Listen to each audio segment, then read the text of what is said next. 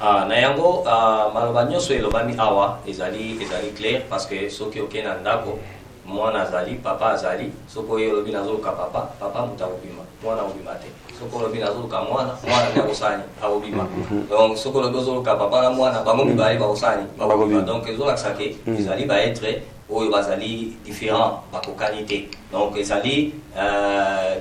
trinité to mpe idolâtrie na kati ya conception ya monothéisme oyo ezali na bamangoma mosusu biso na islam ezali oyo babengi monothéisme pur c'est-à-dire ezala na croyance ezala na bomoko wana ya nzambe na lolenge ya kobondela ye ezali obele moko na kati ya islam okokutaka ezali mpe na bamusulman mosusu oyo bazali kocomprendre conception wana te oyo mingi surtout mingi na bamboka na biso oyo ezali origine yango eza islamique te touti na bakristo to mpe na bamangoma mosusu tokoti na islam mais totangi oyo islam elobi te mpo na bomoko wana oyo kaka tozalaki na yango conception na bamangoma oyo tozalaki na yango tocontinue na yango na nini na islam azokanisa ke na islam mpe ezali mpe na banzambe ebele ainsi de suite wana moto wana eza oyo nano acomprendre islam te esengeli bateya ye balakisa ye ndenge nini islam ezali na conception wana ya bonzambe mpo asangisa ye na eloko mosusu te mais na oyo ayebi ke nzambe azali moko esengeli kobondela ye moko azali musulman mais atiki yango akei kobondela banzambe mosusu to abengi mpe banzambe mosusu libanda ya nini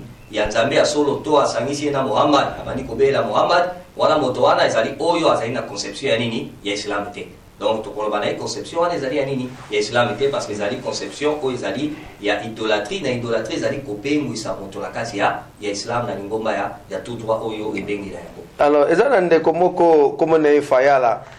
tuni biso pe alobi ke nazongisa maloba epai ya Cheikh Musa lisusu bino mpe bozosambela nzambe mibale bozokosa biso ndenge nini nzambe moko bobengaka iyaka na budu nzambe mbusu bobenge iyaka na sahin yo moteke bakomi bato mibale oyo ozobenge boye oyo ozobenge boye eske baza banzambe mibale te eloko wana ezali problématique ya kocomprendre lokota nanu ya arabe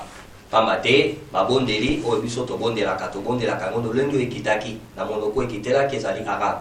na traduction na yango ntango balobi iyaka na abudu na yo nde tozalaka kobondela wayaka na stai mpe na yo nde tosengaka lisalisi ezali phrase to mpe verset oyo ezali kozongisa bato na unicité ya nini ya nzambe ya koloba ete okobondelaka mosusu te obele ye okosengaka lisalisi na mosusu te obele ye c'est-à-dire nzambe wana Allah ye nde asengeli na kobondela ye nde asengeli na kosenga lisalisi na moto oyo aza na yango asengaka toujours lisalisi babatela ye na oyo aza na yango oyo aza mpe na bokonzi asengaka lisalisi na nzambe abatela ye na bokonzi wana oyo ya mbongo azosenga nzambe obatela ngai na mbongo na ngai oyo mpe azangi azosenga lisalisi ke nzambe asani asunga ye donc ezolakisa awa ezali basuprematie to baattribut suprême ya nzambe bakalite na ye oyo bamusulman bazongaka na yango na 5 priere na bango bazalaka koloba mo wana koloba ete na yo nde nzambe tozalaka kobondela mpe na yo nde nzambe tosengaka nini lisalisi. Bon question wana totuni yango parce que bandeko bakristo balobi ke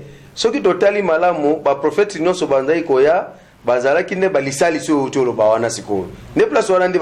bakangi biso tokangi babino bamisema motambo place wana yo moni teke ntango Moïse ayaki tosengaki Moïse babimisa mapa Moïse nde abimisaki bamapa ntango Jésus ayaki tosengi abimisa boye abimisi banini omoni teke Jésus nde apesaka bino ndenge bozotika Jésus bolobi keno te aza nzambe te aza mpe nzambe moko wana te eza mpe na kati ya bomoko ya nzambe te ndenge nini kasi moto ya mokili oyo azali ekelamu akoki kosalisa moto te kaka na mai oyo azali na yango makoki oyo ezali na makoki na ye te na possession na ye te akoki kosalisa na yango te soki otali batoma wana nyonso ezala Muhammad ezala Moïse ezala Jésus fils de Marie lisalisi na bango ezali na oyo bazali na yango makoki osengi bango bazali na yango makoki te bakozonga epai ya nani epai ya nzambe nde okomonaka ete meme bana Israele ntango baye epai ya Moïse kose plaindre makambo ya mai ete bazala mai ya komela te asengi epai ya nani epai ya nzambe nde ayebisi abeta nzete mpe basource esali nini ebimi bango basali bameli c'est-à-dire lisalisi na bango oyo bazosalisa na bato ezali na kokomisela bango message oyo ya nzambe mpe bamiracle oyo ezali kouta epai ya nzambe mpona kosoutenir message na bango kocertifie ke baoyo ya solo bazali batindami na ngai bosala nini bolanda bango na mai oyo bazali kobenga bino na mabondeli ya nzambe moko donc na yango okuta meme na Quran nzambe alobi totindaki te liboso na yo Muhammad na batoma kaka tolo bala bango ete nzambe mosusu ya kobondela ya solo azali te kaka ngai nzambe nde basalani babondele so lakisa ete message oyo ya monothéisme ezali message oyo batoma nyonso bayaki na yango babengaki na yango mais bato ya mokili nde basali nini babongoli message wana babondeli soit ba prophète wana soit babengeli banzambe mosusu soit basusu babondeli nini bikeko a contradiction na oyo ezalaki message principal oyo batoma wana babengaki na yango.